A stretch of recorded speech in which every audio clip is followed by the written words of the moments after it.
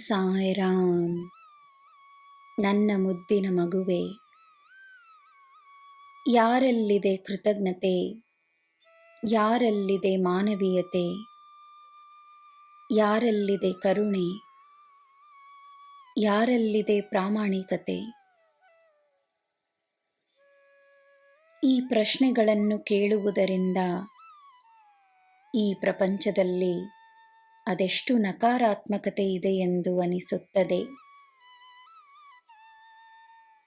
ಈ ಪ್ರಶ್ನೆಗಳಿಗೆ ನೀನೇ ಉತ್ತರವಾಗಿ ಬಿಟ್ಟರೆ, ನೀನೇ ಸಕಾರಾತ್ಮಕತೆಯ ಮೂರ್ತಿಯಾಗಿ ಬಿಟ್ಟರೆ, ಈ ಪ್ರಪಂಚದ ಸೌಂದರ್ಯ ಮಾತ್ರವೇ ನಿನಗೆ ಕಾಣಿಸುತ್ತದೆ. ನಕಾರಾತ್ಮಕತೆ ನಿನ್ನ ಹತ್ತಿರ ಬರುವುದೂ ಇಲ್ಲ.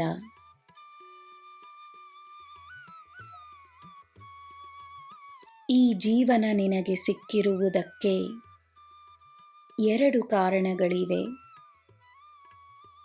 1, ನಿನ್ನ ಕರ್ಮವನ್ನು ತೀರಿಸಲು, ಮತ್ತು 2, ಈ ಜನ್ಮದ ಉದ್ದೇಶವನ್ನು ನೆರವೇರಿಸಲು ನೀನು ಈ ಜನ್ಮವನ್ನು ಪಡೆದಿರುವೆ. ಆದ್ದರಿಂದ ನೀನು ಕಲಿಯುತ್ತಿರುವ ಪಾಠಗಳೇನೆಂದು ಗಮನಿಸು. ಜೀವನದ ಪಾಠಗಳಿಂದ ನಿನ್ನ ಆತ್ಮದ ಶುದ್ಧತೆಯಾಗುತ್ತಿದೆ.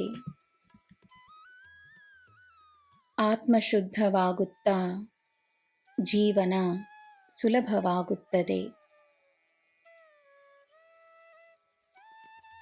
ಜೀವನ ನಿನ್ನ ಬಳಿ ತರುವ ಪಾಠಗಳನ್ನು ನೀನು ಗಮನಿಸಲು ಪ್ರಾರಂಭಿಸಿದ ಕ್ಷಣದಿಂದಲೇ ಮುಂದಿನ ಮಾರ್ಗ ನಿನಗೆ ಸ್ಪಷ್ಟವಾಗಿ ಕಾಣಿಸುತ್ತದೆ.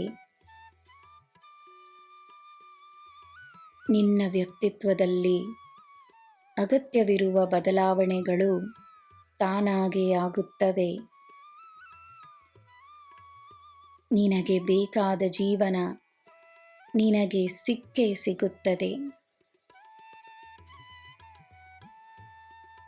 ನನ್ನ ಮಗುವೇ, ನನ್ನನ್ನು ನಂಬಿ ಬಾ. ಕಲಿಯುತ್ತಲಿರು, ನಂಬಿಕೆಯಿಂದ ಮುನ್ನಡೆಯುತ್ತಲಿರು.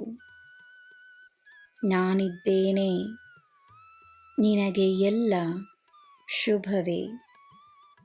ಜೈ ಸಾಯಿರಾಮ್.